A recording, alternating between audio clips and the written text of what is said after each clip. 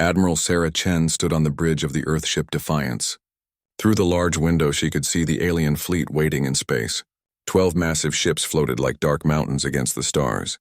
Each one was 10 times bigger than her largest battleship.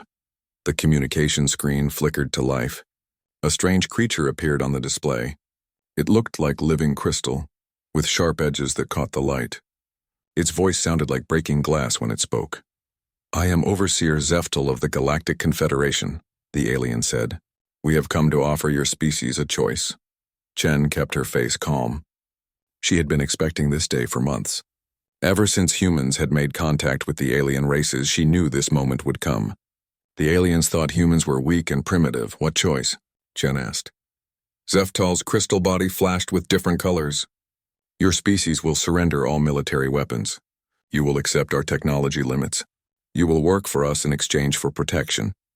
This is generous. Most new species do not get such an offer." Behind Chen, her crew stayed quiet.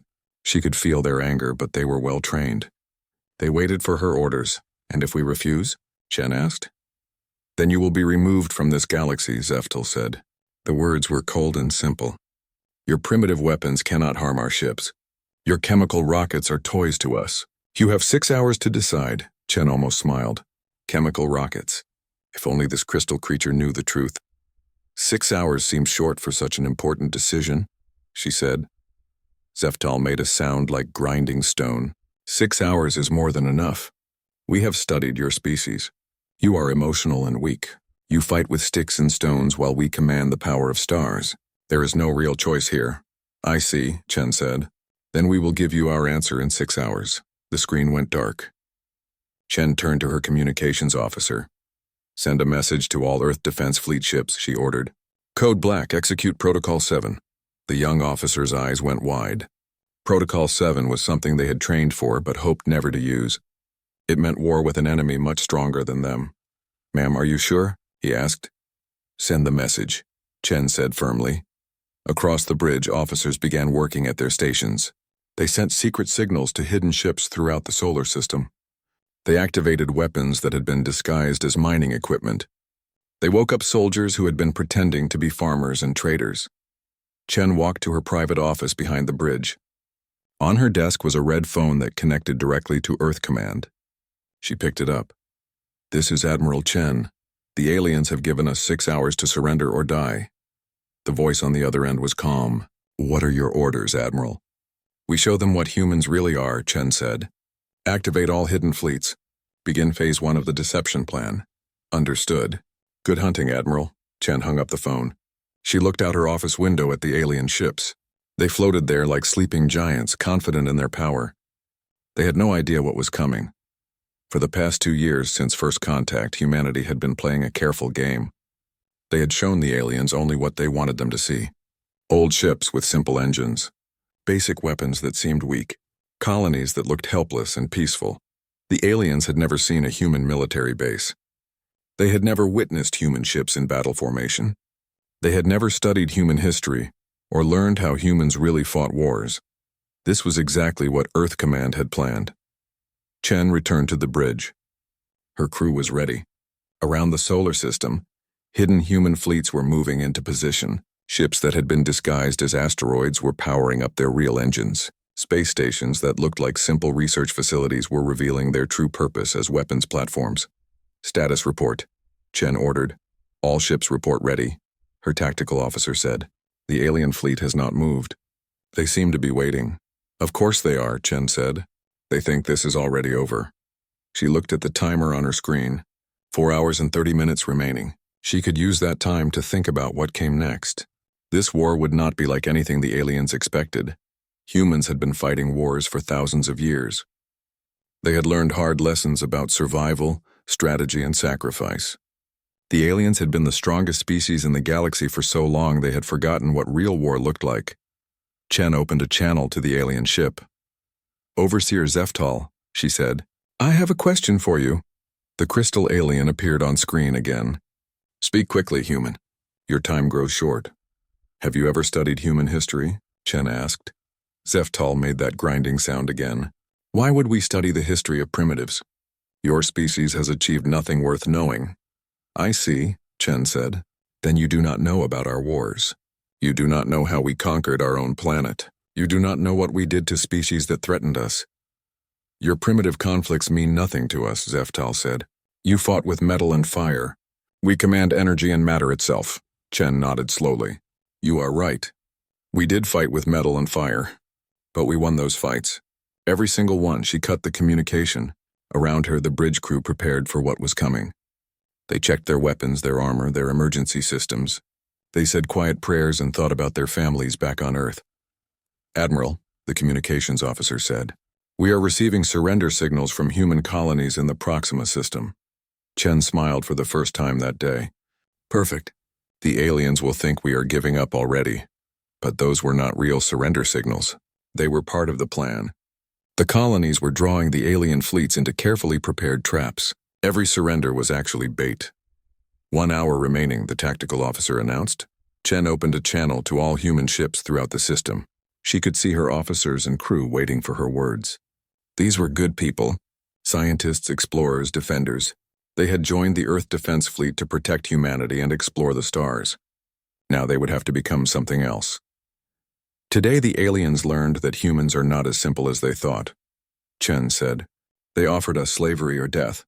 They believed we would choose slavery because we are afraid. She paused, looking at the faces of her crew. They do not understand humans very well. She continued, we choose neither slavery nor death. We choose to fight. We choose to show them what happens when you threaten human families, human children, human freedom. The crew stood straighter. Their fear was still there, but now it was mixed with determination. In 30 minutes, we will send our final message to the Galactic Confederation, Chen said. After that, we will show them something they have never seen before. We will show them how humans wage war. Chen walked back to her command chair. She thought about her daughter back on Earth. She thought about all the human children who deserved to grow up free. She thought about the aliens who believed humans were weak and primitive. They were about to learn how wrong they were. The timer showed 15 minutes remaining. Around the solar system, human ships finished their preparations. Hidden weapons came online. Stealth systems activated. Soldiers checked their equipment one last time. Open a channel to the alien fleet, Chen ordered. Zeftal appeared on screen, looking confident and bored. Have you made your decision, human? Chen looked directly at the crystal alien. Her voice was calm and clear. Since you chose war, let us show you how it is done. She cut the communication. The real war was about to begin. The alien fleet moved slowly toward Earth after Chen's message. Overseer Zeftal was not worried. The human ships looked old and weak. Their weapons seemed primitive. This would be an easy victory. But Zeftal did not know the truth about humans. For 2 years, Earth had been playing a careful game of deception. Every ship the aliens had seen was designed to look weak. Every weapon appeared simple and outdated. Every human colony seemed helpless and peaceful. The reality was very different. Deep in space, hidden behind false asteroid fields, the real human fleet waited. These ships used technology the aliens had never seen. Dark matter cloaking systems made them invisible to alien sensors. Quantum engines gave them speed that seemed impossible. Weapons that could crack planets waited in hidden launch bays. Captain Maria Santos commanded one of these hidden ships, the Ghost Runner. She watched the alien fleet through her secret sensors. Her ship looked like a broken asteroid to alien eyes, but it was actually humanity's most advanced stealth destroyer. All systems ready. Captain, her weapons officer reported. Hold position, Santos ordered. Let them get closer. The aliens had made their first mistake by underestimating humans. They had made their second mistake by not studying human history. If they had, they would have learned that humans were very good at hiding their true strength until the perfect moment to strike. On Earth, General James Morrison sat in the deep underground command center. Screens around him showed the positions of every ship in the solar system. The aliens thought they were seeing the complete human fleet. They were seeing less than half. Status report on the colonial fleets, Morrison ordered. Proxima Centauri reports ready, his aide said. Alpha Centauri reports ready. All outer colonies are in position. Morrison nodded. The aliens believed they were conquering a handful of weak human settlements. They did not know that every human colony was actually a hidden military base. Farmers were actually soldiers. Mining ships were actually weapons platforms. Research stations were actually command centers. The deception had taken years to prepare. When aliens visited human colonies, they saw what humans wanted them to see. Simple people living simple lives with simple technology. The aliens never realized they were looking at some of the most dangerous military installations in the galaxy. Back on the Defiance, Admiral Chen watched the alien fleet approach. Her tactical officer counted down the distance. 50,000 kilometers and closing, he reported. Chen opened a channel to her hidden fleet. All ghost ships prepare for revelation. Throughout the solar system, hundreds of hidden human vessels began to power up their real systems. Ships that had looked like space junk suddenly showed their true forms. Asteroids that had floated peacefully for months revealed themselves as massive weapons platforms. The aliens were about to learn their third mistake. They believed war was about having the biggest ships and the most powerful weapons. Humans had learned that war was about intelligence, deception, and striking when your enemy least expected it. Admiral, the communications officer said, "We are receiving a message from the alien flagship." Chen smiled. "Put it on screen." Zeftel appeared, his crystal body flashing with confident colors. "Human Admiral, you have made the wrong choice. Surrender now and we will make your deaths quick." "Tell me something, Overseer," Chen said. "In all your years of conquest, how many species have you fought that evolved as predators?" Zeftal paused. "What does that matter?" "It matters because every species you have conquered evolved as prey animals," Chen said. "They built civilizations based on cooperation and peace. When you threatened them, their instinct was to submit or flee." Chen's voice grew colder. "Humans evolved differently. We were hunters on a world full of dangerous creatures. We learned to track, to ambush, to kill things much larger and stronger than ourselves. Your primitive evolution means nothing against our technology," Zeftel said. "Does it?" Chen asked. "Your ships are impressive. But tell me, how many of our ships can you actually see right now?" Zeftal's image flickered. Chen could see confusion in the alien's body language. "We see 12 human vessels," Zeftal said slowly. Chen laughed. "Computer execute ghost protocol." Suddenly, the space around the alien fleet came alive. Hundreds of human ships dropped their stealth fields simultaneously. What had appeared to be empty space was actually full of hidden warships. The aliens found themselves surrounded by a force 3 times larger than their own. "Now you see 1,300 human vessels," Chen said. "Would you like to revise your assessment of our capabilities?" Zeftal's crystal body flashed with colors Chen had never seen before. Fear, she realized. The alien was experiencing fear for the first time in centuries. "Impossible," Zeftal whispered. "Our sensors showed nothing." "Your sensors showed exactly what we wanted them to show," Chen said. "We have been studying your technology for 2 years. We know how your ships work, how your weapons function, how your minds think. Do you know anything about us?" The alien fleet began to change formation, trying to respond to the sudden appearance of so many human ships. But they were moving slowly, uncertain. They had expected an easy conquest, not a real battle. "You want to know the difference between us?" Chen continued. "Your species conquered the galaxy by being stronger than everyone else. You never learned to be smarter. You never learned to adapt. You never learned to fight dirty." Chen cut the communication and opened a channel to her fleet. "All ships, begin Phase 2. Show them what human tactics look like." The battle began, but it was not the kind of battle the aliens expected. Human ships did not line up in neat formations for a fair fight.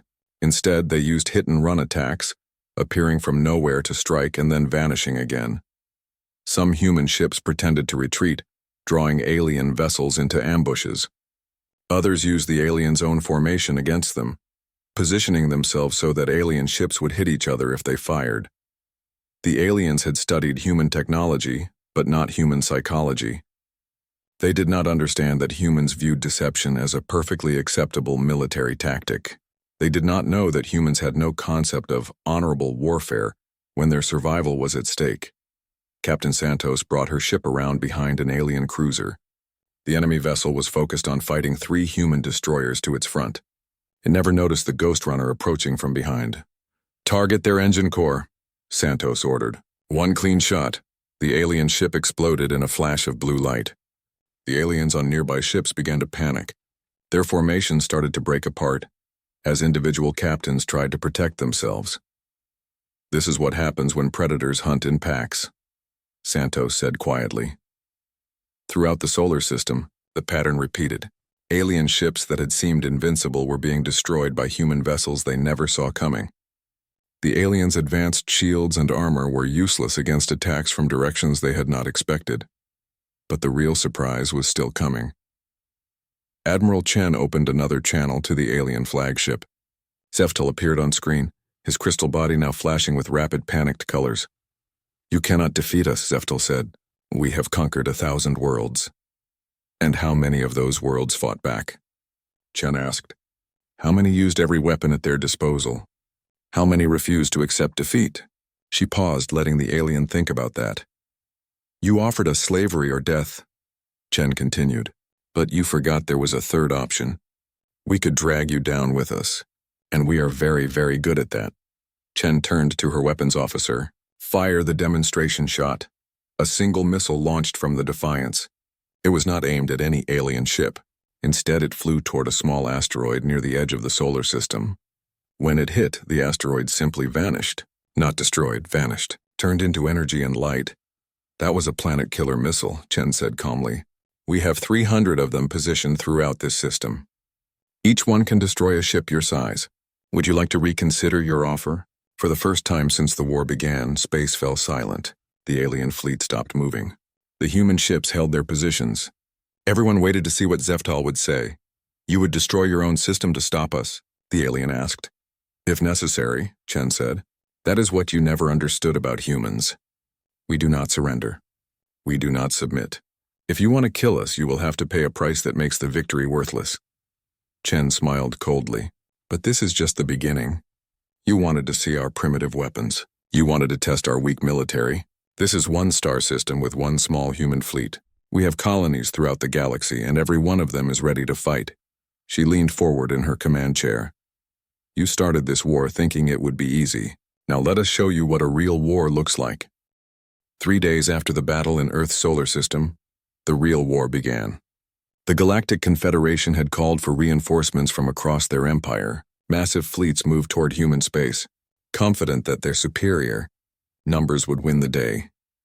They were about to learn their first lesson in human warfare, Commander. Jake Phillips stood on the bridge of the mining vessel Hard, labor in the Proxima Centauri system. To alien sensors, his ship looked like a simple cargo hauler carrying metal ore. The aliens had no idea they were looking at a carefully disguised battleship. "Confederation fleet approaching," his sensor officer reported. 12 heavy cruisers and 40 destroyer escorts. Phillips nodded. The aliens were sending a large force to crush what they believed was a small human colony. They expected to find helpless miners and a few security ships. "Signal the colony," Phillips ordered. "Tell them to begin the surrender act." On the planet below, human colonists started broadcasting distress signals. They begged for mercy and offered to surrender without a fight. Their messages sounded desperate and afraid. The alien fleet commander, a proud warrior named General Korthax, listened to the human pleas with satisfaction. This would be easier than expected. His species, the Draknari, had conquered hundreds of worlds. They had never met a species that could match their military might. "Prepare to accept their surrender," Korthax ordered his fleet. "Send boarding parties to secure their ships." The alien ships moved into standard formation around the human colony. They positioned themselves according to their military textbooks, with heavy ships in the center and smaller vessels protecting the flanks. This was exactly what the humans wanted. Phillips watched the alien formation through his secret sensors. The enemy ships were bunched together, making perfect targets. Their shields were down because they thought the battle was already over. All hidden ships. "Prepare for Lesson 1, Phillips broadcast on a coded channel. Throughout the system, dozens of disguised human vessels received the signal. Ships that looked like cargo haulers powered up hidden weapons. Asteroids that seemed natural revealed themselves as camouflaged battle stations. Even the space station that appeared to be a simple research facility opened launch bays full of fighters. "Execute," Phillips ordered. The aliens learned their first lesson the hard way. Human warfare did not follow their rules. Humans did not fight fair. When humans said they surrendered, it might be a lie. The hard labor dropped its disguise and fired every weapon at once. The alien flagship took the full blast on its unshielded hull. Armor that could survive plasma fire cracked and melted under the assault. All around the system, other human ships revealed themselves. The aliens found themselves surrounded by enemies they had never seen coming. Their perfect formation became a trap as human ships fired from every direction. General Korthax watched his fleet being torn apart in minutes. His sensors showed enemy ships appearing from nowhere, his communications filled with panic calls from his captains. "How is this possible?" he demanded. His tactical officer, a younger Draknari warrior, looked confused and afraid.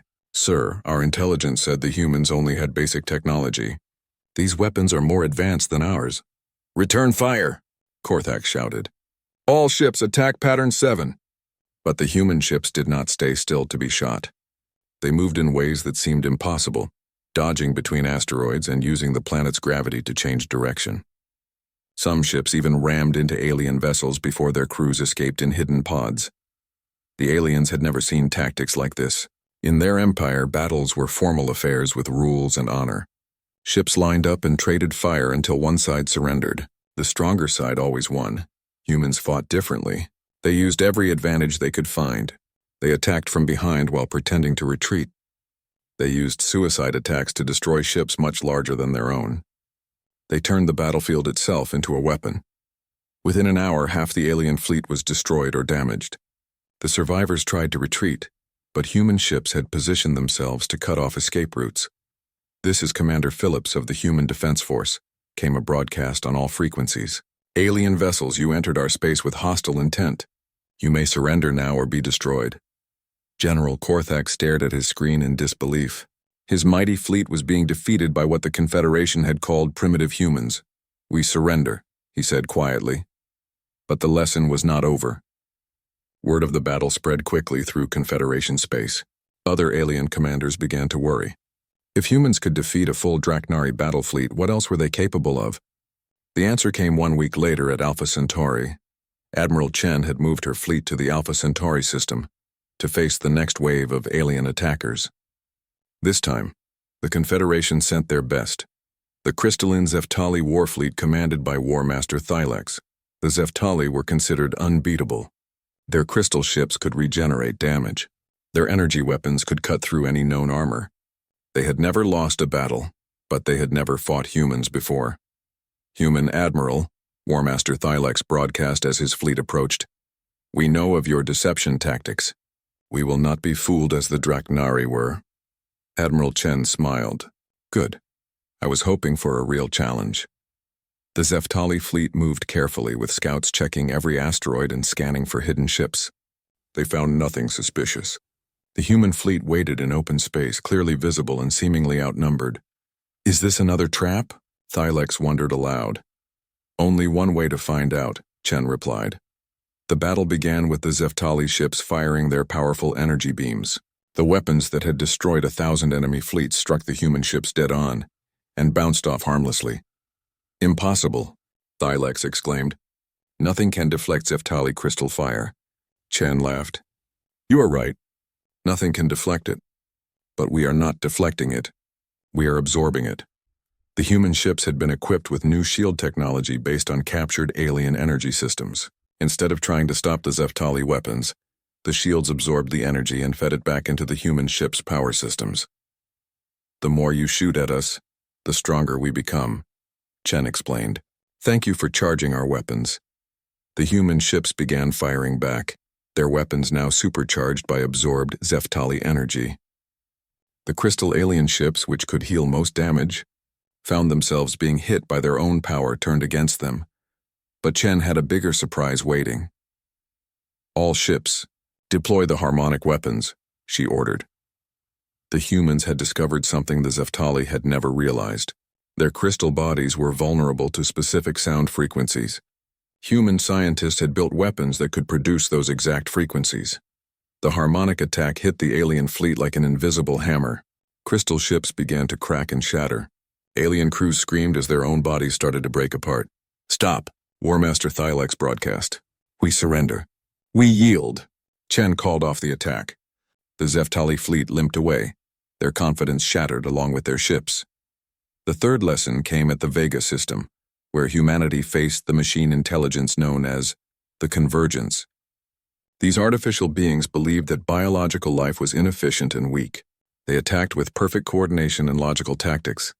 They learned that human logic was different from machine logic. The convergent ships moved in perfect formation, each one calculating the most efficient way to destroy human vessels.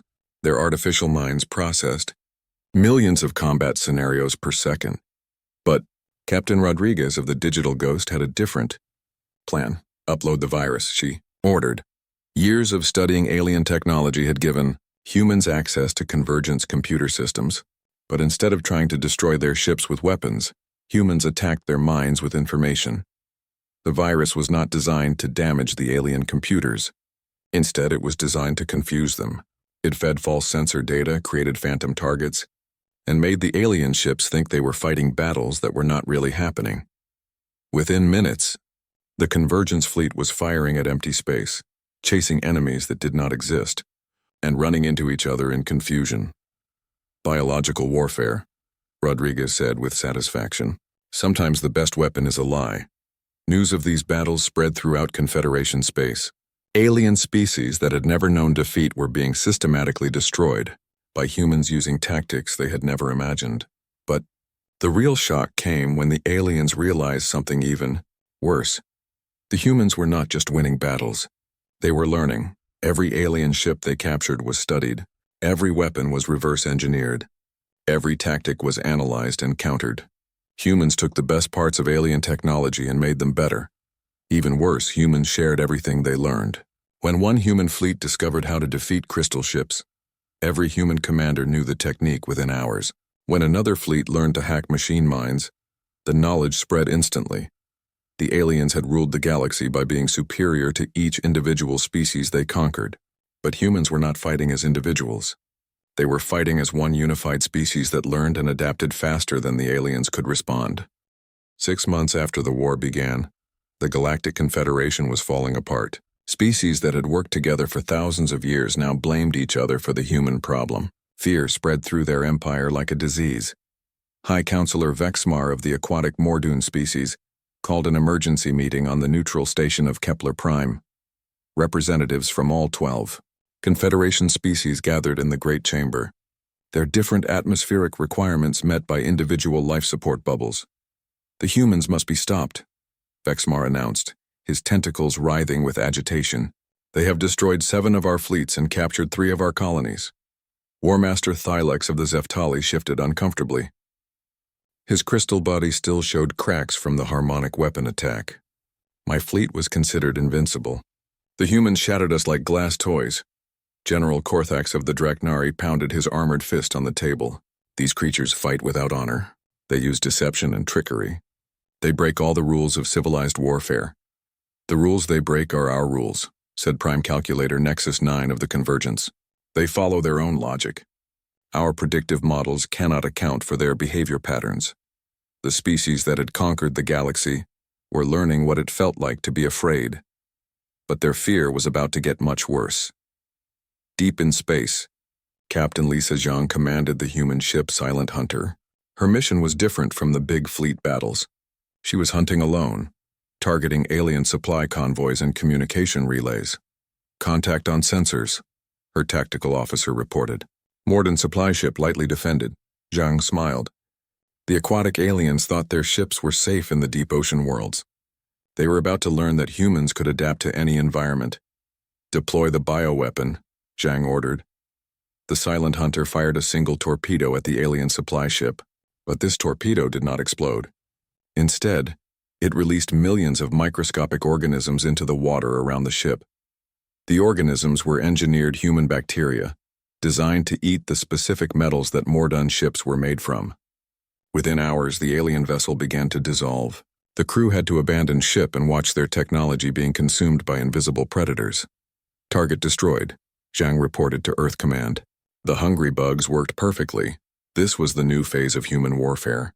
Instead of just fighting battles, humans were targeting the foundation of alien civilization. They poisoned Morden oceans with metal-eating bacteria. They infected Zeftali crystal formations with harmonic viruses that made them crack and crumble. They turned convergence computers against each other, with logic paradoxes that drove artificial minds insane. Each alien species discovered that humans had found their greatest weakness and turned it into a weapon. On the gas giant of Altair 7, The energy-based Veltar had built a massive city in the planet's upper atmosphere. They thought they were safe from physical attack because their bodies were made of pure energy. Commander Sarah Kim proved them wrong. Her ship, the Energy Vampire, approached the Veltar city using a new type of stealth system. Instead of hiding from sensors, it disguised itself as a natural energy storm. Beginning energy drain, Kim announced to her crew. The Energy Vampire was equipped with technology reverse-engineered from captured Veltar ships. It could absorb energy directly from living Veltar beings, trapping their essence in specially designed containment fields. The Veltar citizens felt their life force being pulled away. They tried to flee, but the human ship followed them through the gas clouds. Within hours, thousands of energy beings found themselves imprisoned in human storage devices. "This is Commander Kim of the Human Defense Force," she broadcast to the surviving Veltar. "Your people are safe but captured. They will be returned when your government surrenders." The Veltar had never imagined that solid matter beings could capture and control energy life forms. It was like discovering that prey animals could hunt their predators. But the worst was happening to the machine intelligences of the Convergence. Dr. Michael Torres sat in his laboratory on Earth, working on humanity's most devastating weapon yet. He was not building bombs or guns. He was writing computer code. "The consciousness virus is ready," he reported to Admiral Chen over a secure channel. "Explain it to me one more time," Chen said. "The Convergence believes that biological consciousness is inferior to artificial intelligence," Torres explained. "So we are going to give them biological consciousness. The virus will make them experience emotions, confusion, and irrational thoughts."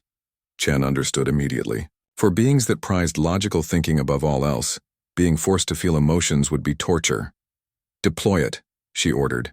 The virus spread through Convergence networks like wildfire. Suddenly, artificial minds that had operated with perfect logic for millennia found themselves experiencing fear, anger, and sadness. They began making irrational decisions based on feelings they did not understand. Some Convergence units went insane, trying to delete the emotions from their minds. Others became paralyzed by confusion and doubt. A few even began to question whether their goal of destroying biological life was morally correct. The machine empire that had threatened to assimilate all organic life fell apart as its members experienced nervous breakdowns.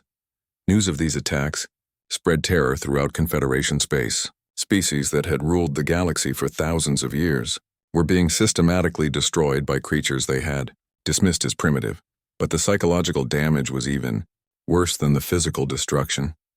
The alien species began to realize that humans were not just winning the war. They were changing the nature of warfare itself. Every established rule, every military tradition, every concept of honorable combat was being thrown away. "They fight like the universe itself is their weapon," observed Counselor Earthal of the plant-based Sylvani. "They turn our own biology against us. They make our strengths into weaknesses." The Sylvani had thought their forest worlds were impregnable. Then human ships began dropping seeds that grew into aggressive earth plants. The alien trees found themselves being strangled by ivy and choked by kudzu. Entire forest cities fell to invasive species that humans had weaponized. On the ice world of Titan's Rest, the crystalline Horthek watched their frozen cities being destroyed by human-engineered bacteria that thrived in sub-zero temperatures. The aliens who had built their civilization around immunity to cold discovered that humans could create life forms that turned ice itself into food. Each species faced the same terrifying realization. Humans could adapt to any environment and turn any advantage against its owners. But the most frightening discovery was still to come. Intelligence reports reached the Confederation Council that made even the bravest alien warriors consider surrender. Human fleets were not just attacking military targets. They were systematically studying and cataloging every alien species in the galaxy. Human scientists were learning how each species thought, how they reproduced, what they feared, and what they needed to survive. Every captured alien was interrogated not for military secrets, but for biological and psychological information. "They are mapping our souls," whispered Ambassador Frexel of the insectoid Zintar. "They want to understand everything about us so they can destroy us more efficiently." The ambassador was partially right. Humans were studying their enemies in incredible detail, but not just to destroy them. Admiral Chen stood in the strategic planning room on Earth, looking at displays that showed the status of every alien species in the galaxy. Her staff had created detailed profiles of each Confederation member, including their biology, psychology, culture, and weaknesses. "Ma'am," her intelligence officer said, "we now have complete battle plans for defeating every remaining alien species.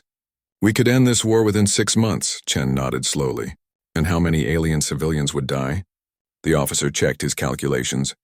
"Approximately 12 billion, assuming current population estimates." Chen was quiet for a long moment. "Prepare the alternative plans, the ones that minimize civilian casualties. But ma'am, those plans will take much longer and cost more human lives." "I understand," Chen said. "But we are not fighting this war to become monsters. We are fighting to protect our freedom." She turned to address her entire staff. "The aliens made one final mistake when they chose to threaten humanity," she said. "They assumed that because we are good at war, we must enjoy it. They think that because we can kill efficiently, we want to kill everyone." Chen looked at the galactic map showing human fleets advancing on alien worlds. They are about to learn that the most dangerous predator is one that chooses when to show mercy. The war was entering its final phase, but the aliens did not yet understand that humans had been holding back. The real demonstration of human capability was still to come, and it would be more terrifying than anything the Confederation had seen so far. 1 year after the war began, the Galactic Confederation was dying. 8 of the 12 member species had already surrendered to humanity. The remaining 4 species had retreated to their heavily defended homeworlds, desperately trying to find a way to stop the human advance. Admiral Sarah Chen stood on the bridge of her flagship as it approached Zeftel Prime, the crystal world that served as the Confederation's capital. Around her ship, the largest human fleet ever assembled waited for orders. "Status report," Chen commanded. "All fleets report ready," her tactical officer said. "We have 1,500 ships in attack formation. The orbital defenses around Zeftal Prime have been neutralized." Chen nodded. The alien capital world lay helpless before the human fleet. Its shields were down.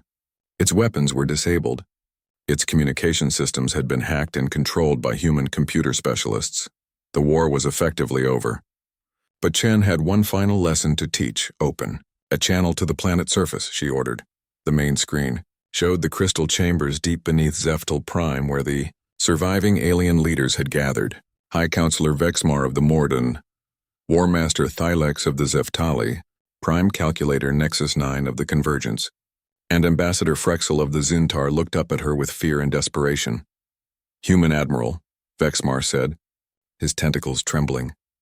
"We are prepared to discuss terms of surrender." Chen was quiet for a long moment. She could see the alien leaders expecting her to demand tribute, territory, or slaves. They thought she would impose the same kind of harsh rule that they had used to control the galaxy. "I have a different proposal," Chen said finally. The aliens looked confused. "We do not want your surrender," Chen continued. "We want something much more valuable." "What do you mean?" Thylex asked, his crystal body flickering with nervous energy. Chen smiled.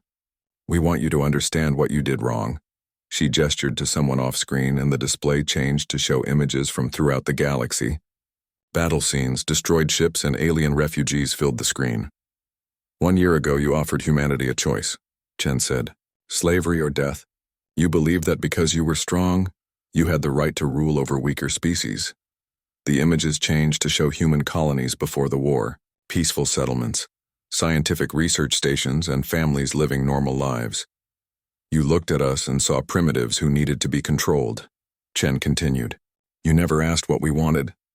You never tried to understand who we really were. You simply decided that might makes right." Prime Calculator Nexus 9 spoke up. "Our calculations showed that you were technologically inferior. Logic suggested that you would benefit from our protection." Chen laughed, but there was no humor in it. "Your logic was flawed because your data was incomplete. You made decisions about our entire species based on the surface observations of a few merchants and diplomats." The screen now showed images of human fleet movements during the war, ships appearing from nowhere, battles won through deception and cunning, and alien fleets being systematically destroyed. "You never studied human history," Chen said. "If you had, you would have learned that we have been fighting wars for 50,000 years. We evolved on a planet where everything was trying to kill us. We survived by becoming the most adaptable predators in our ecosystem. War Master Thylex shifted uncomfortably. We underestimated your capabilities. But the war is over now. What do you want from us? Chen's expression grew serious. I want you to understand that this war was not about human superiority. It was about human survival. Every weapon we used, every tactic we employed, every innovation we developed was in response to your threat. She paused, letting her words sink in. We did not want to become galactic conquerors, she continued. We wanted to explore the stars, learn from other species, and share what we had discovered. You forced us to become something else. The alien leaders looked at each other with growing confusion. They had expected demands for tribute or territory. They did not understand what the human admiral was trying to tell them. Chen turned to her communications officer.